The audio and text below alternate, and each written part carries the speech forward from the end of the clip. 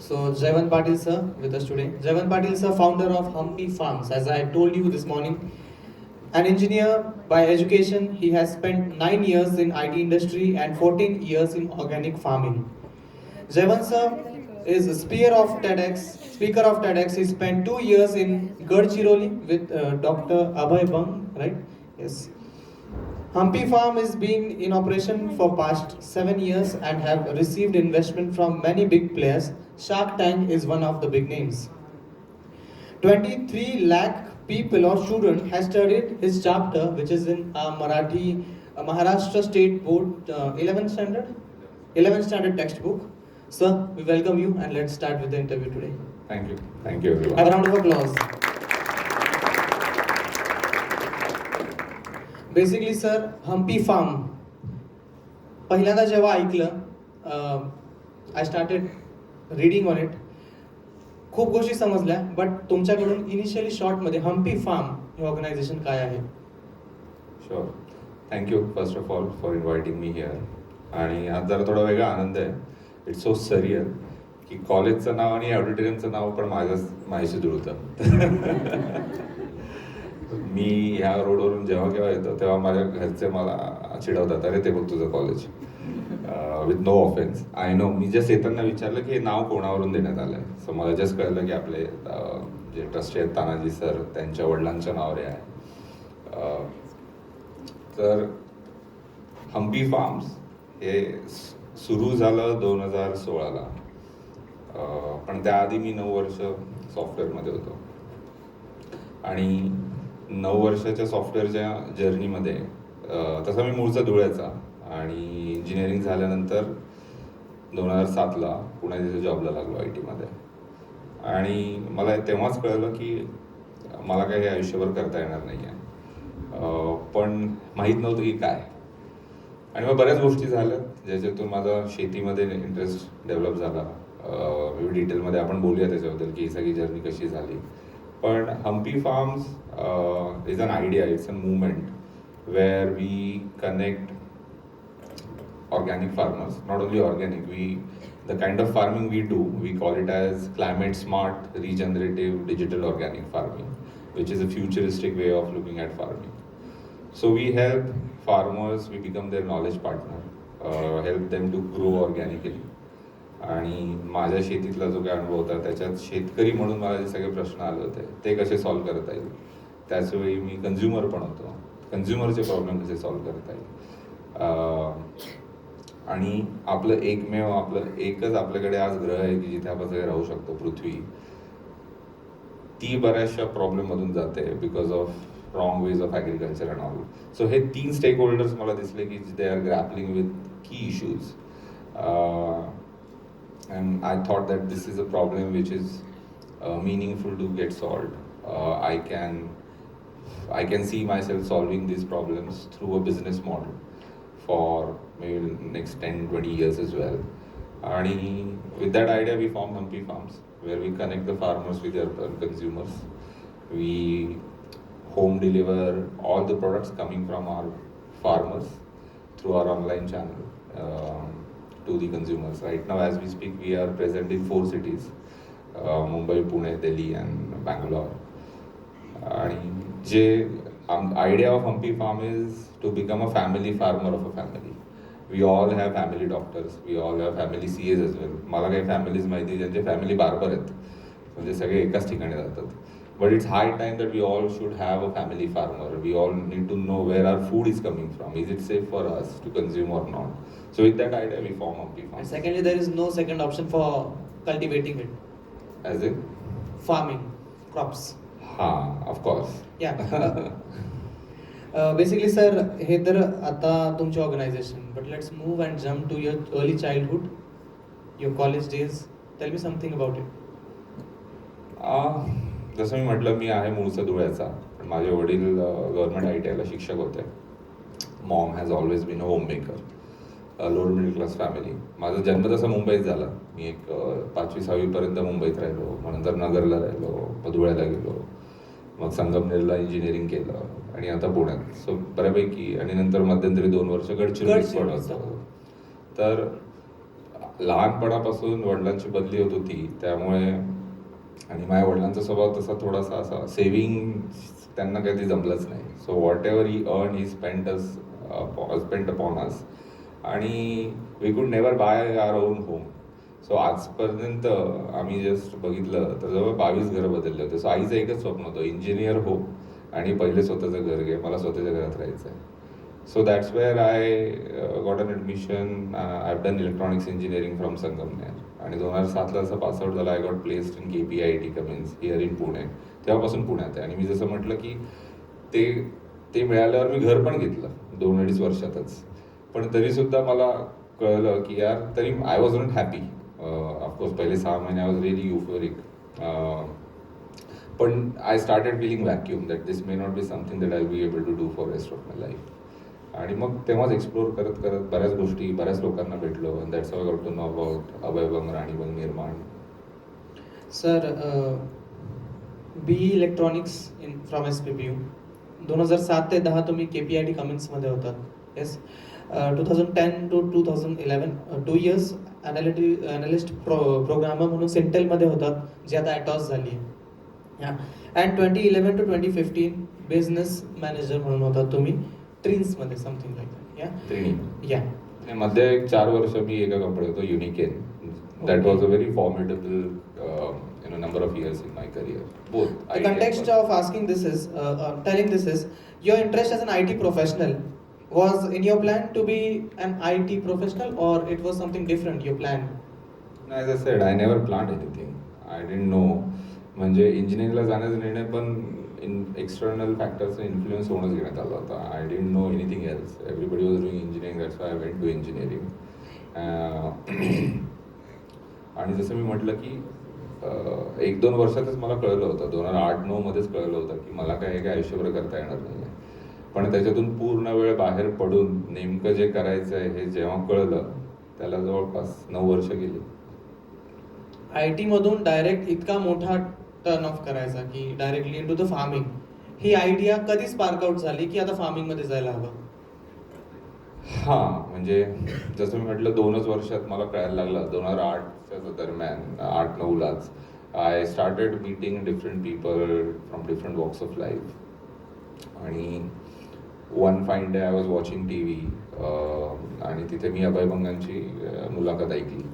आणि मुलाखतीच्या शेवटी अभयभंग, मला माहीत नाही इथे किती लोकांना अभयभंग, राणीबंग माहिती आहेत, पण जे आज सकाळी प्रकाश आमटे येऊन गेलेत, त्यांचं जसं काम आहे गडचिरोलीत, तसंच अभयभंग, राणीबंग यांचं पण खूप मोठं काम आहे गडचिरोलीमध्ये. Maybe next year you should invite them. Last to last from Assam? No, Gadchiroli. Gadchiroli from. ते 2 आठवड्यापूर्वी KBCत पण येऊन दोघं.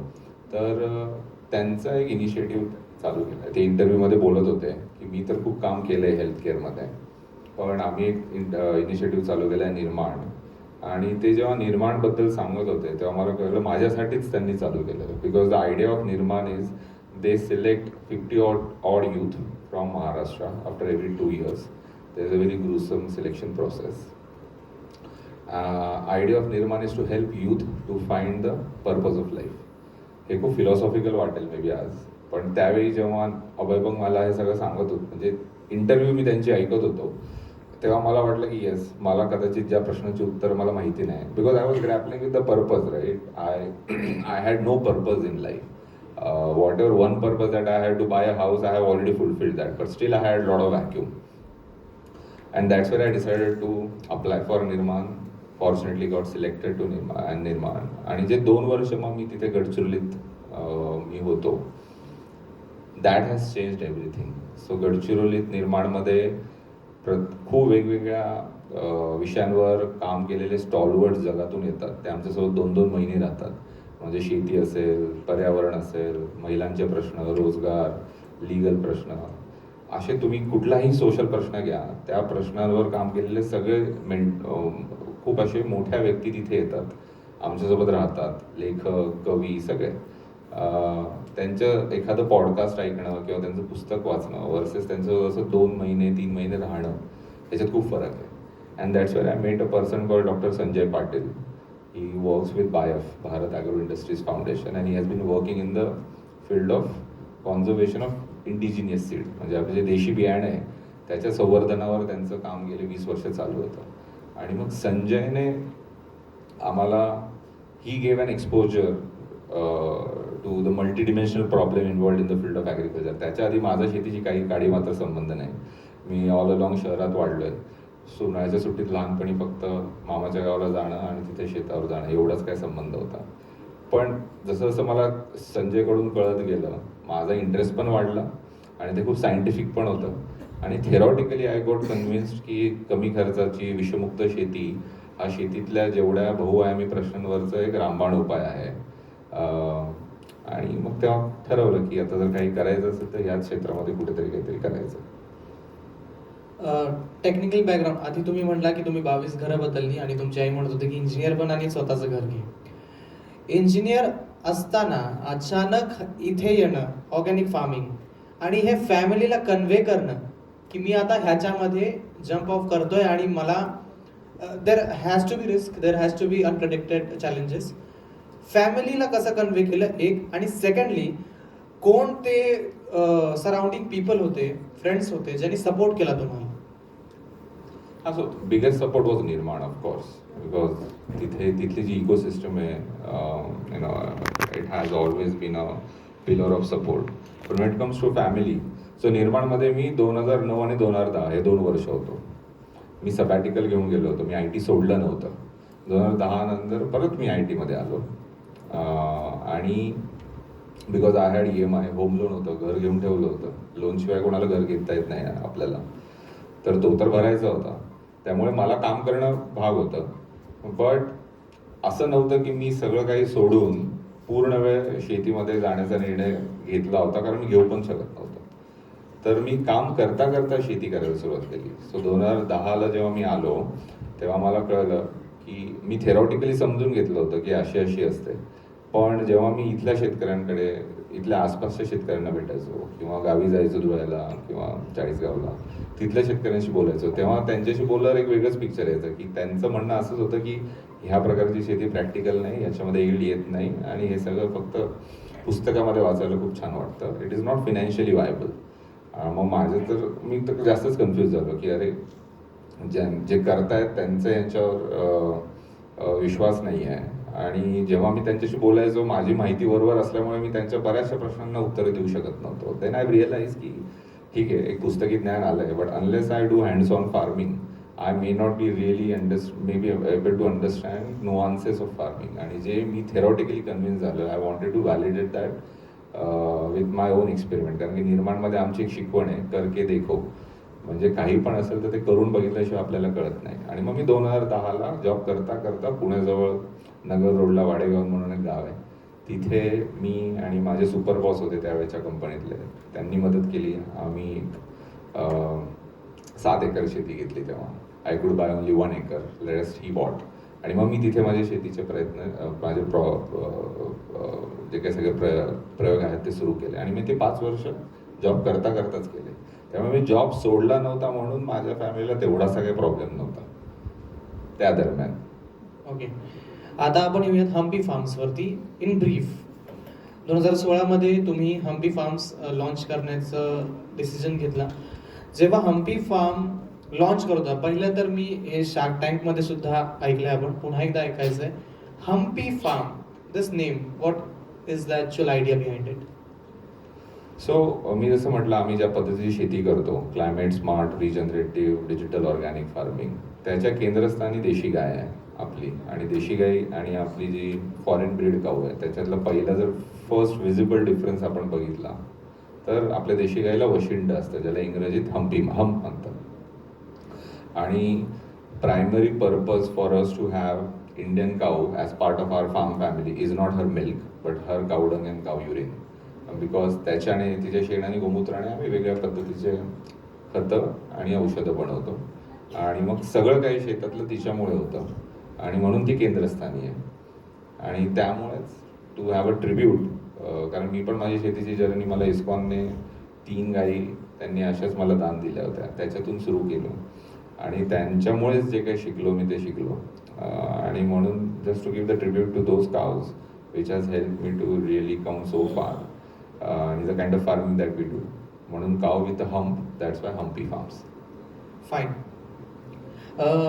पहिला तुमचा एक पोस्टर होता, ॲक्च्युली मी डिस्प्ले करणार होतो, but I missed out to give them. It says की whatever you are drinking as a milk is the wrong one. We are here to correct it. And you had a poster of Humpy Farm, okay? What was your idea by saying you are drinking wrong milk? हां, म्हणजे आज तुम्ही जर बघाल, dairy is the most adulterated industry, one of the most. एक जे statistic देतो, भारतात रोजचं आपलं दुधाचं जे प्रोडक्शन आहे ते आहे 14 कोटी litre, 14 crore litres. But the daily consumption, हे डेली सांगतोय मी, रोजचं एवढं प्रोडक्शन आहे, पण रोजचं आपलं जर भारताचं कन्झम्पशन बघितलं तर ते आहे 55 कोटी litre, 55 crore litres. Now imagine की हे वरचं दूध येतंय कुठून. So too much of an adulteration. So you mean 1/4 is production? Yes. And the fourth part is Yes. consumption? Yes. Yeah. So that's how. म्हणून मी मजाकमध्ये असंच लोकांना म्हणतो की तुमचा गवळ जर पाणी टाकत असेल, don't worry, that's the safest adulteration. Because you mean adding water is safe, but No, because other adulterations are so harmful. All sorts of chemicals. What kind of? All sort of chemicals. Sodium bicarbonate, caustic soda, what not, urea. आपण बरेचसे videos टीव्हीवर बघितले असतील की दुधाचा एकही थेंब नसतो, पण असे एक 8-10 केमिकल मिक्स केले आणि पाणी टाकलं तर ते दुधासारखंच दिसणारा एक पदार्थ तयार होतो. तोही दूध म्हणून सेल केला जातो. Does this happen in a branded milk production company? Everywhere. Okay. Yeah, because the production is so less. We may not know की कोणावर विश्वास ठेवावा, कोणावर नाही ठेवावा. So that was the problem, clear problem that I saw. मला खरं हम्पी फार्मची सुरुवात फ्रुट्स आणि व्हेजिटेबल्सने चालू करायचं होतं, पण आमचा जो गट होता शेतकऱ्यांचा तेव्हा जेव्हा आम्ही सुरू केलं, आम्ही होतो 39 शेतकरी. त्यावेळी as a gut we were not ready to cater to the retail market, D2C ज्याला म्हणतात, होम डिलिव्हरीचं मार्केट. कारण आपण ॲज अ फॅमिली जर बघितलं तर 40 प्रकारचा भाजीपाला खातो महिन्याला, म्हणजे मिनिमम. तो रोज त्याची जी सप्लाय चेन आहे ती पूर्ण मेंटेन करणं ही वेगळी शेती पद्धती आहे, आणि आमचा गट ती कॅपॅसिटी नव्हती. मग ते दूर झालं. मला गहू, तांदूळ, डाळी याच्यापासून सुरुवात करायची नव्हती, because you can't model those products in a subscription. So I was very clear की आय नीड अ प्रॉडक्ट की जिथे शेतकरी आमच्या इकोसिस्टमचा भाग होण्याची जी काही मुदत आहे, जी वेळ आहे, ती कमीत कमी असायला पाहिजे, 30 ते 60 दिवस. कारण की तुम्ही तुमचा एक शेतकरी आहात आणि तुम्हाला मी सांगितलं की तुम्ही तूर डाळ लावा किंवा तुम्ही राईस घ्या, तर याची जी क्रॉप सायकल आहे ती म्हणजे लावणीपासून ते काढणीपर्यंत जवळपास एक 5 महिन्याची, 5-6 महिने कधी जातात. तर 5-6 महिने तो पेशन्स शेतकऱ्यामध्ये नसतो, ते सुद्धा अनप्रिडिक्टेड आहे आणि तेही अनप्रिडिक्टेबल आहे. तर त्यामुळे, आणि इकडे कस्टमरची त्याची डिमांड पण अशी रोजची नाही आहे. त्यामुळे मला असंच प्रोडक्ट हवं होतं की इकडे शेतकरी एकदम इमिजिएटली ऑनबोर्ड होईल, कंपनी आणि शेतकरी यांच्यातला जो व्यवहार आहे, ट्रान्झॅक्शन आहे, ते इमिजिएटली चालू होईल, म्हणजे त्याला कंपनीचा ट्रस्ट बिल्ड होईल लवकरात लवकर. आणि एकदा ट्रस्ट बिल्ड झाला एका छोट्याशा प्रोडक्टने, जिथे लर्निंग कर्व छोटी आहे, आणि एनिवेज देशी गाय तर आमच्या शेती पद्धतीत लागणारच होती, तर तो ट्रस्ट बिल्ड झाल्यावर मग त्याचा जो महिन्याची जी गरज असते ना शेतकऱ्याची, ती दुधाने फुलफिल होते. मग तो मेंटली रेडी होतो to take up the new challenges. मग त्याला बाकीचे क्रॉप देण्यात काय हरकत नाही आहे. आणि इकडे कन्झ्युमरला पण रोज पाहिजे असं माझं म्हणणं होतं, असंच प्रोडक्ट असावं. कारण की मग ते सबस्क्रिप्शनमध्ये असेल तर रेव्हेन्यूची प्रिडिक्टॅबिलिटी असते. एकदा राईस किंवा एकदा डाळ घेऊन गेलेला कस्टमर परत माझ्याकडे कधी येईल मला माहिती नाही, येईल का नाही, रिटेनिंग देम इज डिफिकल्ट. हां, तर त्यामुळे रिपीट परचेस म्हणतात त्याला भाषेत, ते नाही. मग ह्या सगळ्या कसोट्यांवर शेवटी एकच प्रोडक्ट उरलं जे आमच्याकडे होतं, ते म्हणजे देशी गाईचं दूध. आणि that's how we started with milk. आणि मग मी जेव्हा बघायला लागलो की सध्या काय प्रॉब्लेम आहे, आणि दॅट्स व्हाय आय अंडरस्टूड की यार खूपच अडल्ट्रेशन आहे. So forget about A1 A2 milk. मी तर आज लोकांना म्हणतो तुम्हाला प्युअर अनअडल्ट्रेटेड मिल्क जरी मिळालं, एक आहे अडल्ट्रेशन, आणि दुसरं आहे जे खूपच रॅम्पंट आहे, ते आहे यूज ऑफ ग्रोथ हॉर्मोन्स आणि अँटीबायोटिक्स. म्हणजे जनावरांना, गाईंना, म्हशींना जे सर्रासच अँटीबायोटिक वापरलं जातं किंवा ग्रोथ हॉर्मोन वापरले जातात, ते दुधावाटे आपल्या शरीरात येतात. आणि specially so my wife she is a gynaecologist, आणि रोज तिच्याकडे जे पेशंट येतात त्यातले जवळपास 30-40% महिला ह्या हॉर्मोनल इम्बॅलन्समुळे त्यांना जे वेगवेगळे प्रकार होतात त्याच्याचमुळे येतात. आणि one of the main reasons of course apart from our lifestyle हे असे जे ग्रोथ हॉर्मोन आपण डेअरी आणि पोल्ट्रीमधून जे घेतो, because these are the two industries की जिथे ग्रोथ हॉर्मोनचा मारा म्हणजे प्रचंड आहे. सो मला हा प्रॉब्लेम जेव्हा दिसला तेव्हा मला कळलं की अरे this is a good problem to solve, there is could be a demand. आणि तेव्हाच या देशी गाईच्या दुधाबद्दल A2 दुधाबद्दल अवेअरनेस पण वाढत होता. And that's why we started with milk. Along with milk अजून कोणकोणते प्रोडक्ट्स? हां, मग मी जसं सांगितलं, we as a brand are aim is to become a family farmer. So दुधाने सुरुवात केली आणि मग हळूहळू आपण आपल्या शेतकऱ्यांचे जे बाकीचे प्रोडक्ट आहेत ते पण आपण ॲड केले. So as if you go to our website or app you will see right now barring fruits and vegetables, एका फॅमिलीला जे काही लागतं किचनमध्ये ते सगळे प्रोडक्ट आपण आता देतो. मगाशी तुम्ही A1 A2 दोन्ही मिल्कच्या प्रोटीन बद्दल बोलला, राईट? A1 A2, आता तुम्ही A2 प्रोटीन मिल्क सप्लाय करता, प्रोव्हाइड करता. Tell me about both A1 and A2, what is it? Right. So जसं तू म्हटलं बरोबर आहे, A1 आणि A2 these are the scientific terminology to denote the type of protein in the milk. दोन प्रकारचे प्रोटीन असतात, A1 प्रोटीन आणि A2 protein. So before white revolution, म्हणजे जेव्हा श्वेतक्रांती झाली आपल्याकडे, बरोबर, त्यावेळी त्याच्या आधी आपल्याकडे ह्या फॉरेन ब्रीड काऊज नव्हत्या. आपलं दुधाचं प्रोडक्शन खूप कमी होतं. To secure nutrition security of our nation आपलं मिल्क प्रोडक्शन वाढवणं गरजेचं होतं. आणि आपल्या ज्या देशी गायी आहेत सगळ्या प्रत्येक भागातल्या वेगवेगळ्या आहेत, पूर्ण भारतात जवळपास 30-35 नोन प्रायमरी ब्रीड्स आहेत जे आयडेंटिफाय करण्यात आल्या इंडियन काऊज म्हणून. त्यांचं दुधाचं प्रोडक्शन 2 लिटर ते 5 लिटर 8 लिटर पर डेच आहे. ते शेतकऱ्यालाही परवडत नाही आणि कारण की आणि ते आपलं पूर्ण ॲज अ पॉप्युलेशन जे आहे भारताची त्यांनाही ते पुरेसं नव्हतं. आणि म्हणून त्या काळाची गरज म्हणून आपण फॉरेन ब्रीड काऊजला इम्पोर्ट केलं की ज्या जवळपास 20 ते 40 लिटर दूध देतात दिवसाच्या. आणि पण मग अलीकडच्या काळामध्ये म्हणजे 2004-05चा हा स्टडी आहे ऑस्ट्रेलियात करण्यात आलेला की दुधामध्ये ह्या फॉरेन ब्रीड ज्या काऊज आहेत युरोपियन, त्यांच्या दुधामध्ये जे प्रोटीन टाईप आहे ते A1 प्रोटीन टाईप आहे.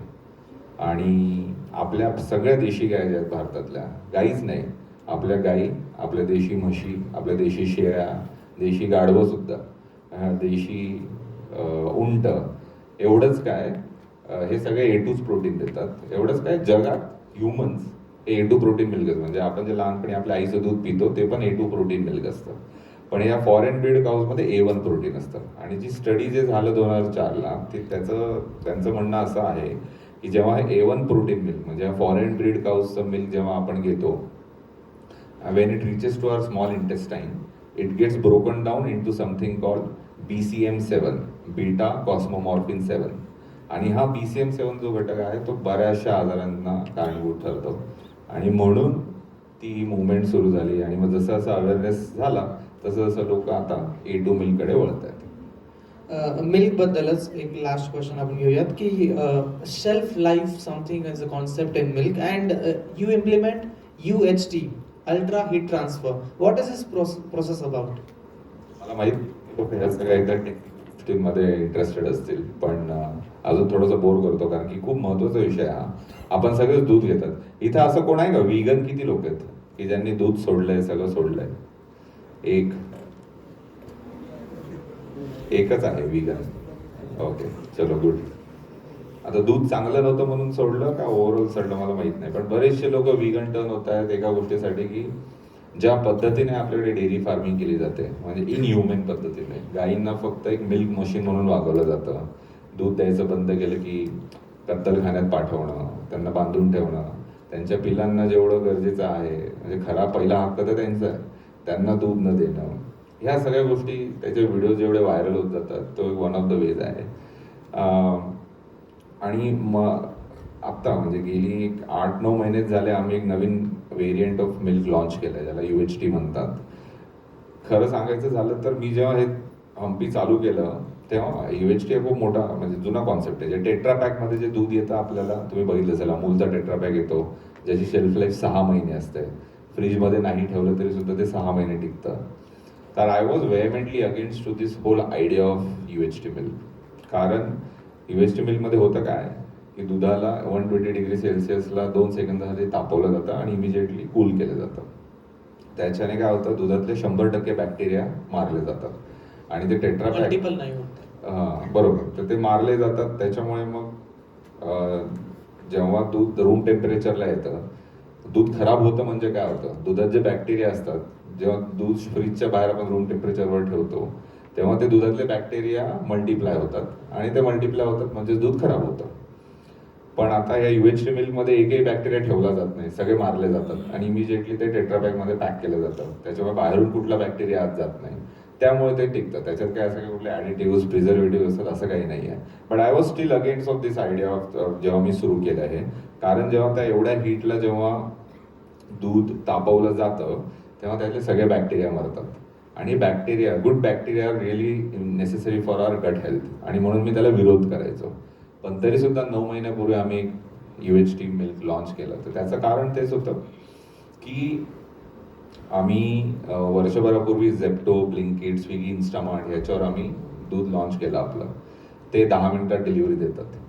त्यामुळे त्यांना एक सर्टन इन्व्हेंटरी ठेवावी लागते, कारण की त्यांना माहिती नाही किती ऑर्डर येणार आहे. जरी किती फोरकास्ट केलं तरी एक्स्ट्रा मागवतात आउट ऑफ स्टॉक न जाण्यासाठी.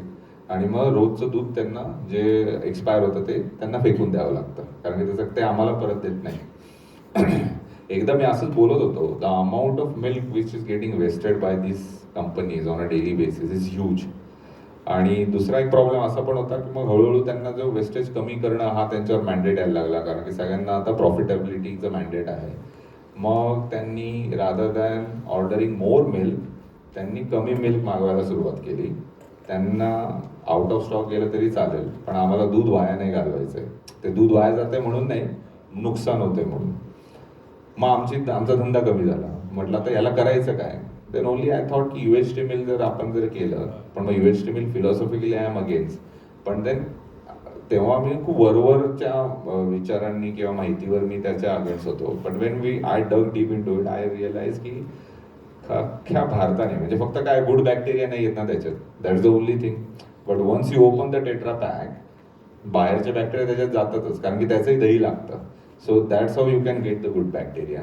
आणि थोडंसं प्रोटीनचं स्ट्रक्चर डिफॉर्म होतं, विच इज स्टील ओके, तेवढा पण काही फरक पडत नाही. आणि आम्ही असं बघितलं की भारतात जे दूध घेतलं जातं आपण सगळ्यांकडून 68% दूध हे फक्त चहा कॉफीसाठी घेतलं जातं. मग त्याच्याशी काय हेल्थचा संबंध आहे का चहाशी आणि कॉफीशी. मग ॲटलिस्ट चहा आणि कॉफीसाठी तरी एक UHT मिल्क सगळ्यांनी जर वापरायला सुरुवात केलं. आज भारतामध्ये करोडो लिटर दूध ह्या सिटीतून त्या सिटीमध्ये ट्रॅव्हल होतं. दुधामध्ये 80% पाणी असतं. म्हणजे खरं तर पाणी ट्रॅव्हल करतो आपण. पाणी ट्रॅव्हल करणे 80% पाणी ट्रॅव्हल इकडून तिकडे पाठवण्यासाठी आपण पेट्रोल डिझेल वाया घालवतो. सो त्याच्याने होणारं प्रदूषण तर वेगळंच. आणि हे सगळं का करतोय, आपल्या सगळ्या ॲज अ कन्झ्युमर, इंडियन कन्झ्युमरची एक मेंटॅलिटी आहे की मला फ्रेश दूध पाहिजे. म्हणजे काल रात्रीचं पण दूध आपल्यासाठी फ्रेश नसतं, मला रोज सकाळी फ्रेश दूध पाहिजे. आणि हा जो फ्रेश दुधाचा जो अट्टाहास आहे ना, की जो अनफाउंडेड आहे, त्याची काही एवढी गरज नाही आहे आपल्याला. त्याच्यामुळे हे सगळं होतं. त्यामुळे मला तर असं वाटतं, त्यामुळे आता ॲटलिस्ट चहा कॉफीसाठी आपण UHT मिल्क वापरावं. ठीक आहे, जिथे लहान मुलांना द्यायचं आहे किंवा काही आयुर्वेदिक मेडिसिन जे दुधासोबत घेतलं जातात, तिथे तुम्ही फ्रेश मिल्कचा त्यात काही धोका नाही. कशात UHT मिल्कमध्ये चहा कॉफीसाठी यूज करा. नाही, धोका कशातच नाही आहे. त्याच्यात जे काही थोडंसं गुड बॅक्टेरिया नसतात असं म्हणतात ना लोक, ते एनिवेज येतात. थोडंसं प्रोटीन आणि थोडंसं त्याच्यातले न्यूट्रिएंट थोडा लॉस होतो त्या हीटमध्ये. पण जर ते एक्झॅक्टली डिटेलमध्ये, जसं म्हणतात ना डेव्हिल ला इन डिटेल, तसंच गॉड ऑल्सो ला in detail. If you get into the detail की नेमकं किती पर्सेंटेज प्रोटीन कमी होतं, नेमकं किती पर्सेंटेज एन्झाईमचा लॉस होतो, तर तो इतका निग्लिजिबल आहे. त्याच्यासाठी जो तामझाम चालवला आपण भारतीयांनी, करोडो लिटर दूध, करोडो लिटर पेट्रोल डिझेल जाळून रोजचं इकडून तिकडे पाठवलं जातं आणि त्याच्याने 40% दूध आपलं डंप होतं असं या अख्ख्या सायकलमध्ये एनी हाव. आणि मग त्याच्यासाठी ह्या सगळ्या कंपन्या त्याच्यात कॉस्टिक सोडतात, कारण की मग त्यांना इथून जर जयपूरला दूध पाठवायचं तर 3-4 दिवस टँकरला लागणार. मग ती शेल्फ लाईफ वाढवण्यासाठी त्याचं अडल्ट्रेशन करणार. तर हा सगळा तामझामच बंद होईल जर आपण ॲज अ कन्झ्युमर थोडंसं डोळसपणे बघितलं की युएचटी चहा कॉफीसाठी आणि एकदम काही हेल्थ रिझनसाठी जर घ्यायचं असेल तर तिथे फ्रेश मिळेल and that's why we launch UHT milk. Okay. Shark tank तुमच्या या जर्नीचा खूप मोठा भाग राहिला आहे. It is integral part of your journey. Shark टँकचा एक्सपिरियन्स, तिथे जाण्याची आयडिया कुठून आली आणि तो ओव्हरऑल एक्सपिरियन्स कसा होता? म्हणजे ह्या प्रश्नाचं उत्तर मी जवळपास आता 3 वर्ष झालेत शार्क टँकला. 3 वर्षात 1000 दिवस झालेत ना. मी जवळपास 5,000 वेळा ह्या प्रश्नाचं उत्तर दिलं असेल, पण तरी मी तेवढंच एक्साइटमेंटने 5,001 पण उत्तर देतो because the whole experience was really great. As you rightly said, it was one of the important milestones in our life because when Shark Tank happen we as a company we are losing money, we are burning money and it was म्हणजे ती investment मिळणं आमच्यासाठी अत्यंत गरजेचं होतं. 1 crore was invested. या आणि त्याच्यामुळे आणखी बरेचसे इन्व्हेस्टर गोळा झाले आणि overall we raised $1 million after that. तर शार्क टँकचं तर मी नेहमीपासूनच फॅन होतो. शार्क टँक US मी गेले कितीतरी वर्ष बघतोय, एकदम एव्हिड वॉचर होतो आणि always I use to feel की अरे इंडियात आलं पाहिजे. आणि मला अजूनही आठवत आहे, मला वाटतं 2020 का 21 असेल, 2 जुलै पहिल्यांदा शार्क टँकचा यूट्यूबवर प्रोमो आला की शार्क टँक इंडियात येत आहे हिंदीमध्ये. I was so excited. त्या दिवशी रात्री त्यांचे रजिस्ट्रेशन ओपन झाले आणि जवळपास एक 5-6 स्टेजेसची प्रोसेस होती. इट टूक अराउंड 2 months आणि वी वेंट देअर आणि दॅट वॉज आम्ही जे 4 दिवस होतो, बरीचशी रिहर्सल घेतली जाते. लोकांना वाटतं सगळं स्क्रिप्टेड आहे, पण रिहर्सल फक्त जे आम्ही जसं आतमध्ये शिरतो त्यावेळी जे पहिलं आमचं 2 ते 3 मिनिटाचं जे पिच असतं त्याचीच फक्त रिहर्सल होते.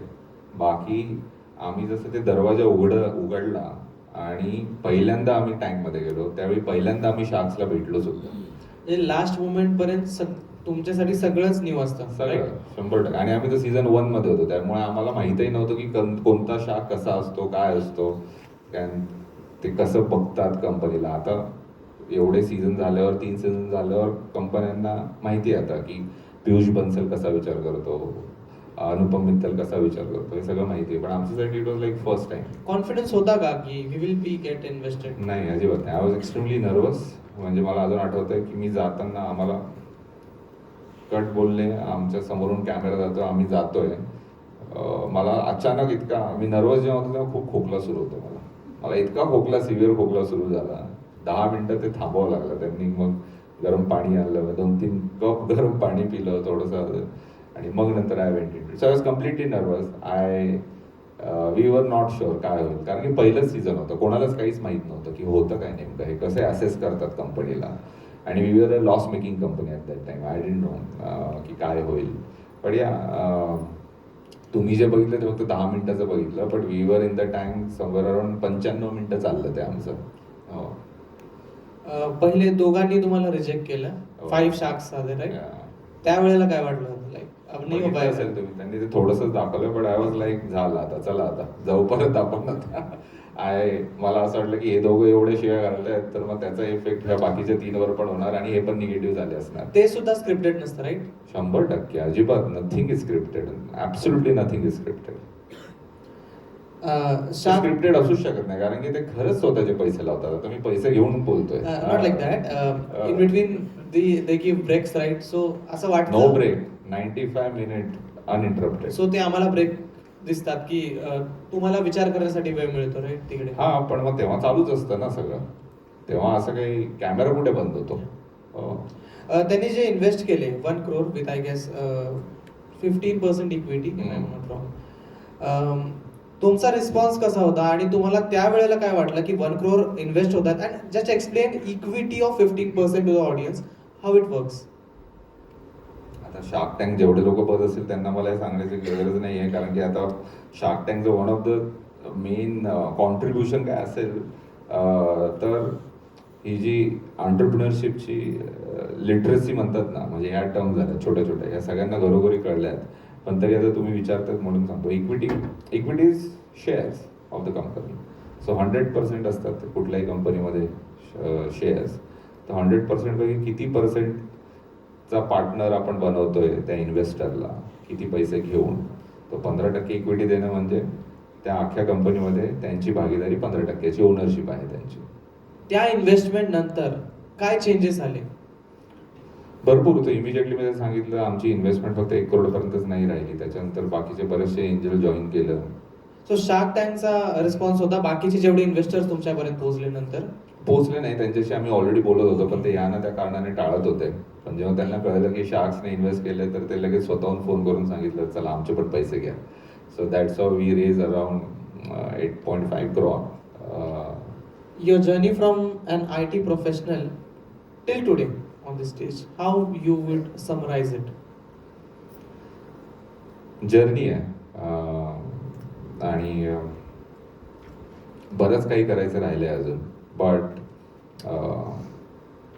मला मागे वळून बघताना एवढंच असंच वाटतं की जर माझ्यासारखी व्यक्ती जे काही केलं आज हे जर मी करू शकतो तर मला असं वाटतं की आयुष्यात कोणीही काही करू शकतं. बिकॉज मला IT पण कधी खूप भारी जमलं असं नाही, but I could survive for 9 years. I started as a software engineer, then become a project manager, then get more into business development.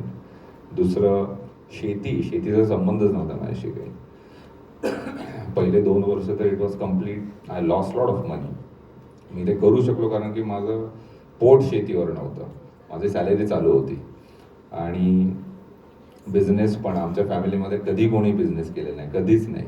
मला इक्विटी कशाशी खातात, कंपनीज फॉर्म कशी करतात, प्रायव्हेट लिमिटेडमधून आणि याच्यामध्ये फरक काय काही माहीत नव्हतं.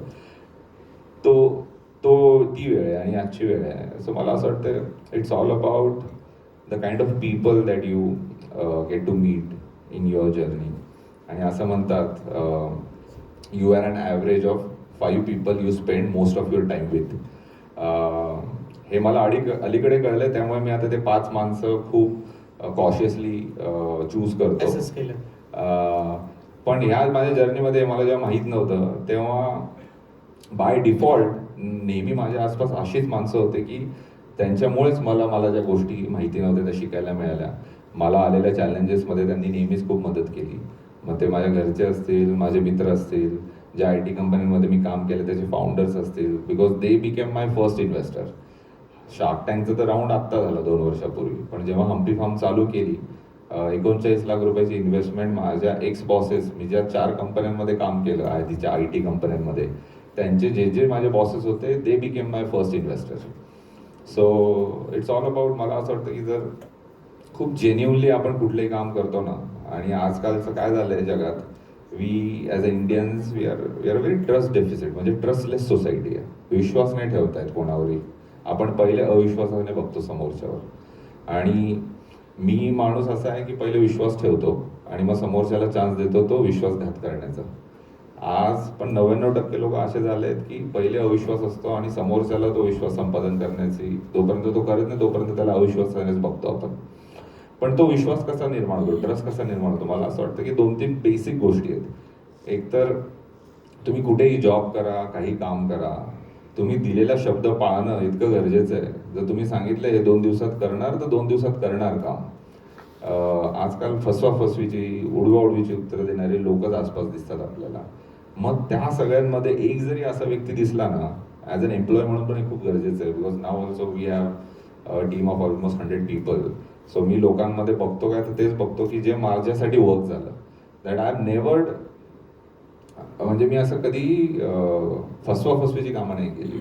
माझ्याकडून जे होत असेल मी जेन्युनली माझं रक्त आटवून मी ते काम करण्याचा प्रयत्न केला, दिलेला शब्द पाळण्याचा प्रयत्न केला, आणि जे काही केलं ते जेन्युनली केलं. त्याच्यात सगळं हार्ड होतलं. आणि हा जेन्युननेस आहे ना, तो इतका इन्फेक्शियस आहे आणि त्याचा ऑरा आपल्या आसपास नेहमी फिरत राहतो आणि तो लोकांना दिसतो. सो मला तेच वाटतं की this is what has worked in life so far in my journey. And happy की जिथे कुठे आहे, पण अजून बरंच काही करायचं आहे. आत्ता आम्ही फक्त जवळपास 1700 शेतकरी आहोत. आम्हाला 50,000 शेतकऱ्यांपर्यंत पोहोचायचं आहे पुढच्या 5 वर्षात आणि जवळपास 5 लाख कन्झ्युमर्सपर्यंत पोहोचायचं आहे. So it's a journey and I am just looking forward to that. As you said, transparency in your work was at most the first priority. या जर्नीमध्ये of course and obviously loss making times आलेले आहेत. Loss मेकिंगच होते. आत्ता profitable झालं मी 8 महिन्याआधी. Maximum time was loss making. Company आमची. as a loss-making company, you are in partnership. Yes. So all your partners, including you, what was your mindset that one day we will be at least 0-0 and then a bit of ascending profit? So what was your mindset during a loss-making company?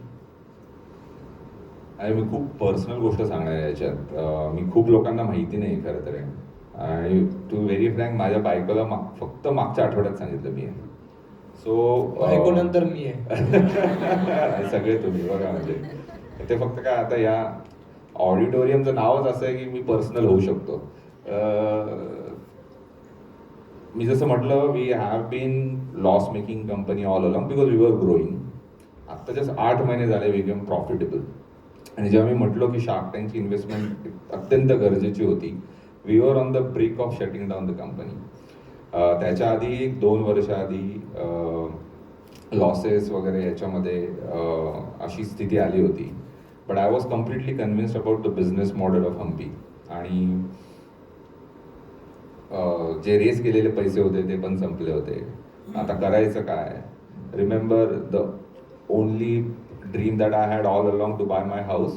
So ते एकमेव आमचं घर जे मी घेतलं होतं एवढ्या ह्याच्याने, ते गहाण ठेवून मी लोन घेतलं आणि त्याच्याने हम्पी 4-5 वर्ष चालवली.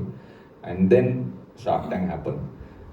तर तो कन्व्हिक्शन तिथूनच आला की मला माहिती आहे की मी जे करतोय ते करत राहणं गरजेचं आहे. मला पाथ अगदी क्लिअर दिसत होता.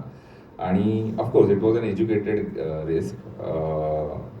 पण ती रिस्क घेतली. आणि बिझनेसमध्ये रिस्क नाही घेतली तर तुम्ही खूप काय पुढे जाऊ शकत नाही. आणि पार्टनर जे होते ते पण they were really supportive. But as a matter of fact it's a public domain thing. So right now I am the only one in Humpy. Malvika ji माझी पार्टनर होती ती 2 वर्षापूर्वी लंडनला स्थायिक झाली आहे तिच्या पर्सनल याच्यामुळे, ती आणि तिचा नवरा. So right now as we speak since last 2 years I am the only one who's running Humpy. But I had this conviction all along की माझं स्वतःचं एकट्याचं एकमेव घर मी गहाण ठेवेल पण मी कंपनी चालवेल. आणि 1.5 वर्षापूर्वी आपलं घर पण सुटलं. 8 महिने झाले. Now we are profitable. पण मी कोणालाच सांगितलं नव्हतं. My partner, my bank and my CFO only they. कारण की माझ्या घरचे फ्रीक्ड आउट झाले असते हे सगळं करायचं म्हटल्यावर. आणि 2 आठवड्यापूर्वी पहिल्यांदा घरी सांगितलंय. मिल्क इंडस्ट्री पण का सांगतो? Because we wanted to sell that house. Okay. Milk industry जी आहे, आपण नेहमी, मी तर एक डायलॉग ऐकतो की दूध म्हणलं की गोकुळ, कात्रज गोकुळ और अमूल. मी तर एवढंच ऐकतो, दूध म्हटलं की हम्पी. तुम्ही तेच म्हणणार ऑफकोर्स. द क्वेश्चन इज की इतके मोठे प्रोडक्शन बेस्ड कंपनी असताना आणि इतका मोठा त्यांच्याकडे असलेला रिस्पॉन्स लोकांचा, त्याला टॅकल करणं ॲज अ न्यू कंपनी, 7 वर्ष is not a big tenure, त्याला टॅकल करणं कोणती स्ट्रॅटेजी तुम्ही यूज केली to reach out people? One. Secondly, how many consumers of milk particularly are there of Hampi? And what are your future strategies about it? हां, पण मला असं वाटतं की हे जे न्यू एज जनरेशन आहे ना, they are very open to try out new brands. तुम्ही मागच्या 10 वर्षात बघा, इतके सारे ब्रँड्स आले आहेत नवीन, की जिथे इन्कम्बंट म्हणजे मोठे मोठे ब्रँड होते पण तरीसुद्धा नवीन ब्रँडनी तिथे डिस्ट्रप्शन केलं आहे. The main reason is new जनरेशनला त्याला एक म्हणतात टर्म आहे, there is a generational brand fatigue आलेला आहे. म्हणजे तेच प्रोडक्ट, तेच ब्रँड, ते पण काही इनोव्हेशन करत नाहीत त्याच्यामध्ये. पण या आपल्या नवीन जनरेशनच्या नीड बदलल्या आहेत. त्यांचे प्रोडक्ट घेण्याची जी बाईंग डिसिजन बिहेवियर आहे ते बदललं आहे. आता दूध घेताना लोक, म्हणजे आमच्याकडे जे काही न्यू एज जनरेशनच आहे मोस्टली, ते सगळं वाचून येतात. त्यांना माहिती असतं की काय अडल्ट्रेशन असतं, कसं ते चेक करायचं, A1 A2चा फरक काय आहे, मग तुमचं खरंच A2 हे कशावरून, मग शेतावर येऊ शकतो का, बघू शकतो का, तुम्ही गायींना कसं ठेवता, गाय दूध बंद झाल्यावर तुम्ही काय करतात तिचं. आता मला सांगा, हे सगळे प्रश्न तुम्ही गोकुळला, अमूलला विचारू शकतात का? नाही विचारू शकत. पण ही गरज बनली आता नवीन कस्टमरची. They are more aware, they are doing much more inform choices. आणि आधीची पिढी आपल्या हेल्थविषयी तेवढी जागरूक नव्हती जेवढी आजची पिढी आहे. So anything which is getting consume inside your body or on your skin. Each one of us has become so much aware. त्यामुळे डिरेक्ट टू कन्झ्युमर ब्रँड की जिथे कम्युनिकेशन आहे, त्यांना माहिती आहे की ह्यांचं पूर्ण कंट्रोल आहे. जिथून दूध येतं, every drop of milk that they have, they are directly farmer कडून आमच्या घरी येत आहे. There are no middlemen. That is the reason why all the D2C brands has been working. आणि जसं जसा हा क्लास वाढतोय तसं जसा आमचा पण धंदा वाढतोय. आणि त्यामुळे मोठे ब्रँड एनिवेज A2 मिल्कमध्ये नाही आहेत. आमचं निश खूप क्लिअर आहे, आमचं फोकस खूप क्लिअर आहे. आम्हाला A2 मिल्कमध्येच राहायचं. You are the only one A2 milk producer in Pune or Maharashtra? No, there are so many. Okay. There are so many, but we are the only one who is A2 certified, and we are the only one who is selling only A2. बरेचसे A2 milk विकणारे जे लोक आहेत, they can't really authenticate themselves as A2, just because there is a demand for A2 and there is nobody who is asking them. They are selling it. How many consumers, as I asked? So in pan India, on a daily basis, we are right now selling almost 28,000 to 29,000 liters of milk on a daily basis. If you translate that into the consumer, it's somewhere around 54 to 58,000 customers are there, daily customers. Yeah. 4 cities or? 4 cities. Yeah. This is conclusive questioning. Questioning has been done. Any special message for the audience today? आणि मी काय message देणार, मी फक्त मला असं वाटतं की जे काय माझ्या प्रश्नांमधून माझ्या जर्नीमधून मी थोडंसं काही सांगू शकलो. एक तर मी ऑलरेडी सांगितलंय की माझ्यासाठी काय वर्क झालंय, पण ते तर नंतरची गोष्ट आहे. कारण की एकदा आपल्याला कळलं की काय करायचं त्याच्यानंतर ते कसं करायचं हे कळतं. पण व्हॉट हॅज चेंज ड्रास्टिकली, मी निर्माणबद्दल बोललो, पण त्याची एक सगळ्यात महत्त्वाची जी लर्निंग होती, बिकॉज त्यांचं ध्येयच आहे की help the youth to figure out the why of life. आणि मला असं वाटतं की those who know why of life never have a problem about how of living.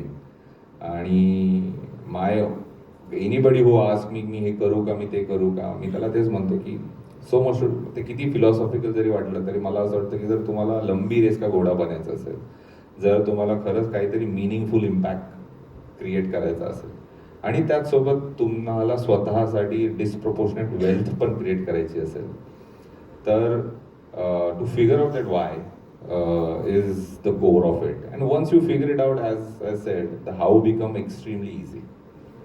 एक क्वेश्चन, आय एम सॉरी मी मिस आउट केला. घी बनवण्याची एक स्पेशल प्रोसेस आपल्याकडे फॉलो. वाय सांगितल्यावर तू घीकडे काय येतोय? आणि सेकंडली दोन क्वेश्चन्स आहेत. एक तर घीची एक प्रोसेस आणि एक ऑइल सीड्स, ऑइल जे की वेगवेगळं आहे, ग्राउंडनट आहे, कोकोनट आहे, सनफ्लॉवर, ओके, यांची extraction process is something different in your production. What is it? तूप आपल्याकडे जे बनतं आजही घरी, बरेचसे घरी कसं बनतं की 7, 8, 10 दिवसांची साय बाजूला काढून ठेवली जाते आणि मग त्याचं लोणी करून तापवलं जातं. That is not the right process of making ghee. कारण आपल्या शास्त्रांमध्ये, आयुर्वेदामध्ये जी घीची प्रोसेस सांगितली आहे ती अशी क्रीम सेपरेट करूनची नाही आहे. त्याला म्हणतात बिलोना मेथड, वैदिक बिलोना. सो त्याच्यात काय करतात, क्रीम सेपरेट न करता अख्खं दूध त्याला दहीमध्ये कन्वर्ट केलं जातं.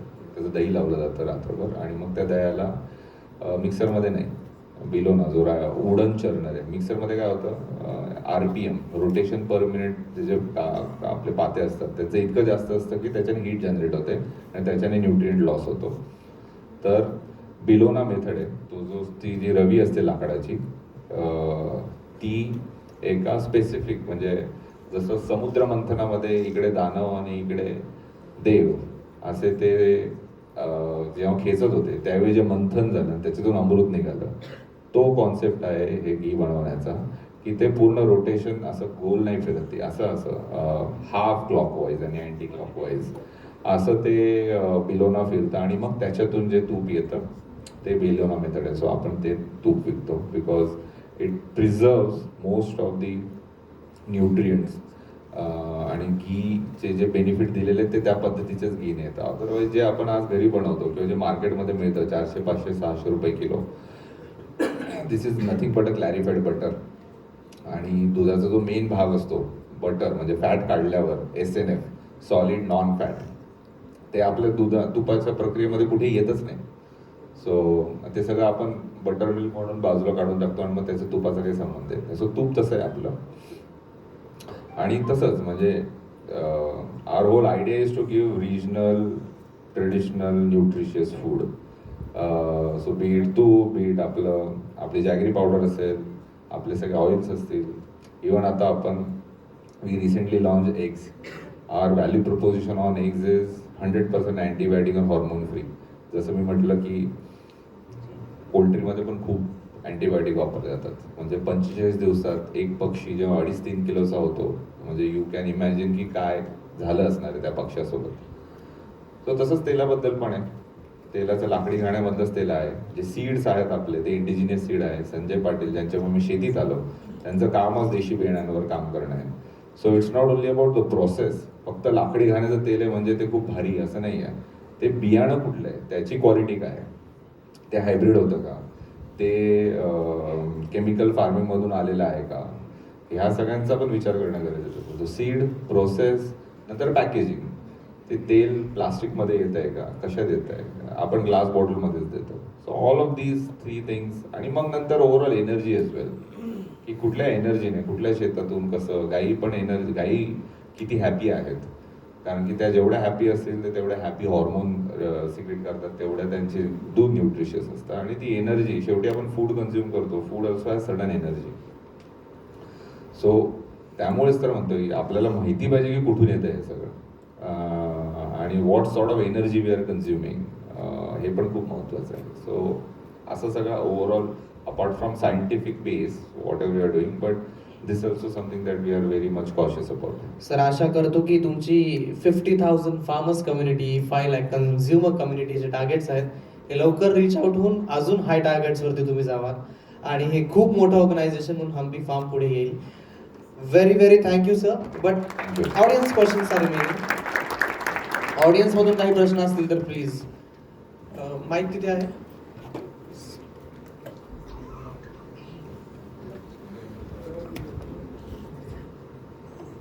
Hello, sir.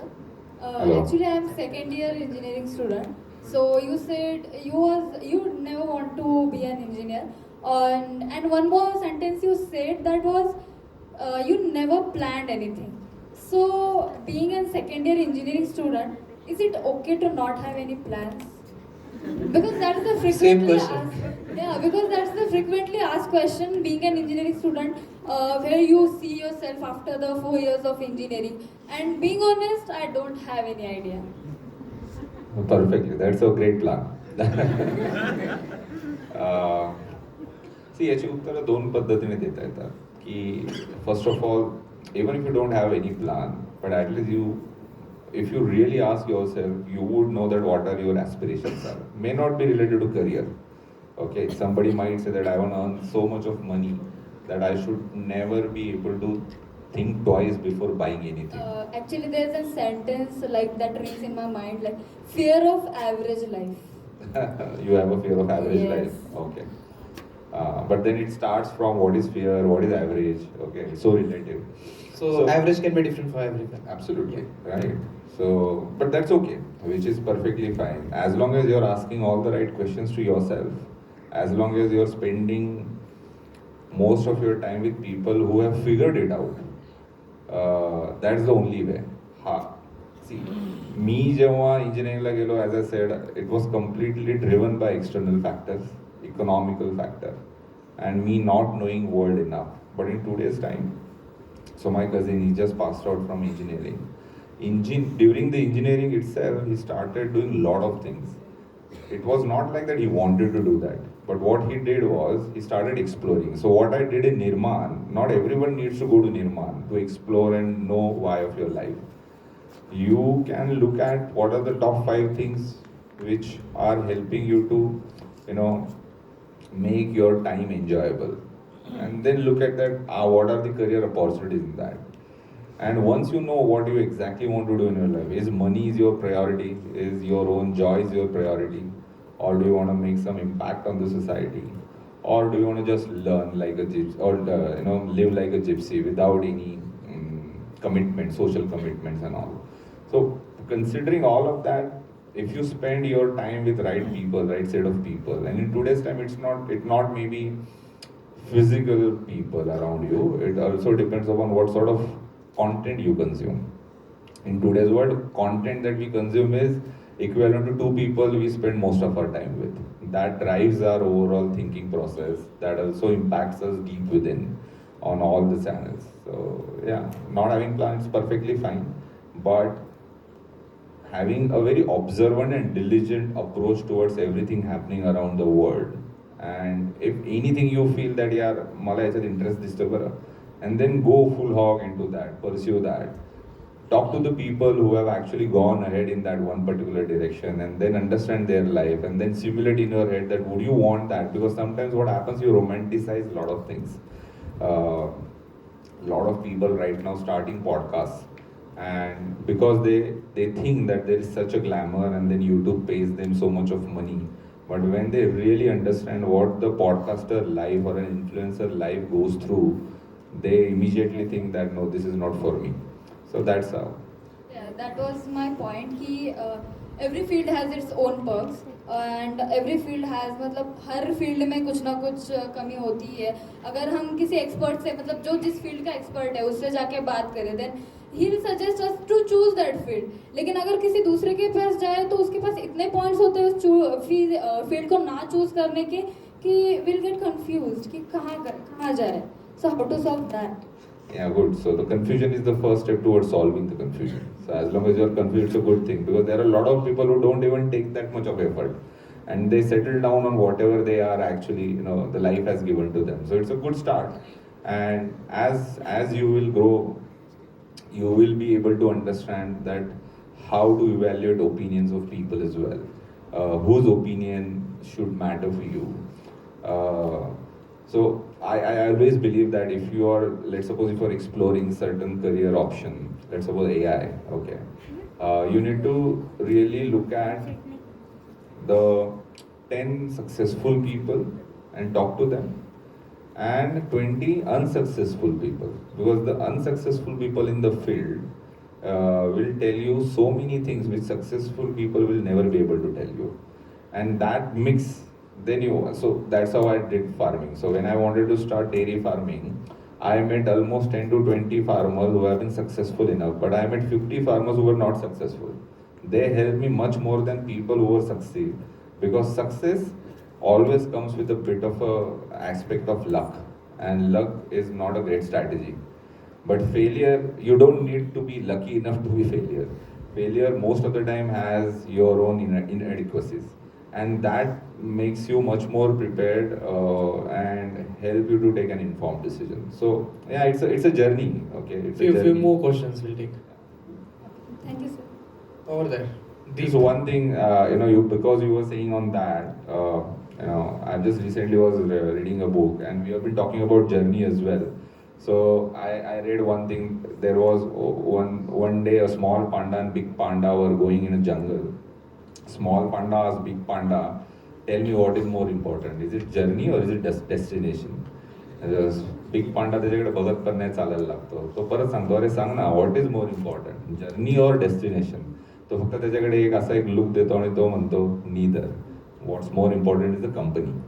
So what sort of people you are with, that is what makes your journey or destination worthwhile. So choose those people, choose your company wisely. Hello. Sir, तुम्ही बोलला आता की आम्ही 5 वर्षामध्ये 50,000 शेतकरीपर्यंत पोहोचण्याचा प्रयत्न करतो.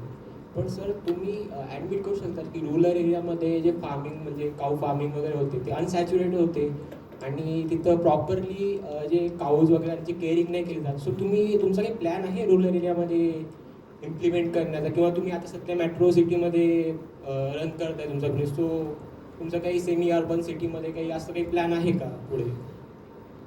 माझे सगळे शेतकरी रुरल एरियातच राहतात. पुण्यात कोण शेतकरी आहेत? पुण्यात कस्टमर आहेत माझे. त्याला इम्प्लिमेंटेशन बद्दल विचारायचं. म्हणजे तिथे कन्झ्युमर्स रीच नाही, शेतकऱ्यांसाठीचा प्रश्न आहे तुमचा का तुमचा कन्झ्युमरचा? मी टियर 2 सिटीज मध्ये लॉन्च करणार आहे का हम्पी, हा प्रश्न आहे. सर, शेतकऱ्यांसाठी, कारण शेतकऱ्यांसाठी ना, तर माझे आत्ताचे सगळेच शेतकरी रुरल एरियातलेच आहेत की. कारण आता मी ज्या रुरल एरियाकडे येते तर पूर्ण अनसॅच्युरेटेड मार्केट आहे. आणि फार्मिंग म्हणजे काय, काऊचं फक्त काय चारा टाकला झालं काम किंवा ते ढेप दिली झालं काम असंच चालू असतं तिकडे. आणि प्रॉपरली ते शेतं गावाकडे तसंच एरियामध्ये त्यांना प्रॉपर गायडन्स नसते. सो तुम्ही त्या याच्यामध्ये काही करू शकतात का की फार्मर्सला त्या काऊजबद्दल थोडी नॉलेज किंवा त्यांना कसं ते Educating them. एज्युकेट केलं पाहिजे, असं काही तुमचं इनिशिएटिव्ह आहे का पुढे? तेच तर करतोय. आज जे शेतकरी आहेत माझे, माझ्याकडे काय हे सगळं काय जे काय आम्ही 30-40 हजार लिटर दूध जे आम्ही करतो आहोत ते काय माझ्या स्वतःच्या गायी नाही आहेत. ते सगळे हे शेतकरीच आहेत त्या 4ही सिटीजमधले, जे आधी त्यांना माहिती नव्हती अशा पद्धतीची एफिशियंट डेअरी फार्मिंग कशी करायची. So we have standard set of SOPs. आणि जे काय माझा स्वतःचा एक्सपिरियन्स आहे, माझी टीम आहे, आमचं सगळ्यांचा एक that's what the idea of Humpy. When I explain, we become knowledge partner with the farmer, help them to grow organically and give them fair price and predictable income. So that's the whole model. We are already doing that, and we want to increase that number of farmers with whom we are working to 50,000. आणि ते rural एरियातच आहेत हे सगळे आमच्या. आता जर पुण्याचं बोलायचं झालं, दूध कुठून येतं आपलं? शिरूर, शिक्रापूर, नंतर आपलं मंचर, इकडे नाशिक, या सगळ्या भागातून आपलं दूध येत आहे आजही. 2 more questions. Anyone? नमस्कार सर, माझं नाव सचिन. सर, माझा असा प्रश्न आहे, गावखेड्यात जे तरुण आहेत त्यांचं आता हा जसं म्हणला की गाईला चारा टाकतात आणि दूध काढतात, पण तिकडं प्रोसेस काय आहे, तो एका चेअरमनला दूध जमा करतो आणि हे दूध अशा मोठ्या मोठ्या नामांकित कंपन्यांकडे जातं. तर मग आपण ते दूध तुमच्याकडे पर्यंत पोहोचवण्यासाठी तुम्ही गावखेड्यात आमच्या भागात नगर, बीड त्या साईडला कसं पोहोचणार किंवा मग त्यांना कसं गाईड करणार? सो तेच उत्तर आहे माझं. आम्ही ऑलरेडी शेतकऱ्यांसोबत काम करतोय आणि आज एक सर्टन डिमांड आहे माझी.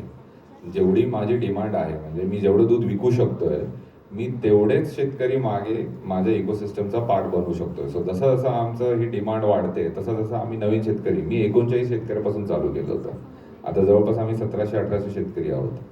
सो तुमचा जर प्रश्न हा असेल की ॲज अ शेतकरी म्हणून आम्ही तुमच्यापर्यंत कसं रिच आउट करू शकतो, आम्हाला तुमच्याबरोबर जोडायचं असेल तर काय करता येईल, तो प्रश्न बरोबर आहे. तर आमच्या वेबसाईटवरचा पण नंबर आहे किंवा माझा ईमेल ID आहे jay@theorganicCarbon.com. You can write to मी.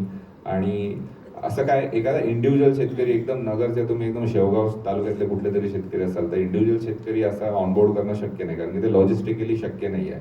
तुमचं असणार फक्त 5-50 लिटर दूध, तुम्ही रोज पुण्याला पाठवणार कसं? सो जिथे कुठे आम्ही जातो, आता माझी जी शेती आहे जिथे शिरूरला, तिथे 10 शेतकऱ्यांपासून तरी मिनिमम सुरू करावं लागतं, कारण की 500 लिटर दूध त्या क्लस्टरमधून येत असेल आपल्याला तर ते शेतकऱ्यांनाही परवडतं आणि आपल्यालाही परवडतं. जर तुम्हाला तुमच्या गावात काही करायचं असेल तर तुम्ही एक 10 ते 15 शेतकरी सगळे मिळून तुम्हाला एक 500 लिटर दूध देण्याची व्यवस्था निर्माण करण्याची तुमची जर तयारी असेल तर त्याच्यासाठी हम्पी फार्म्स पूर्ण सहकार्य करेल. सर, जे दूध आम्ही ज्या चेअरमनला देतो त्यापेक्षा जर तुम्हाला दिलं तर रोजगार आमचा वाढू शकतो. पहिला 10 असेल तर 12 तरी होईल.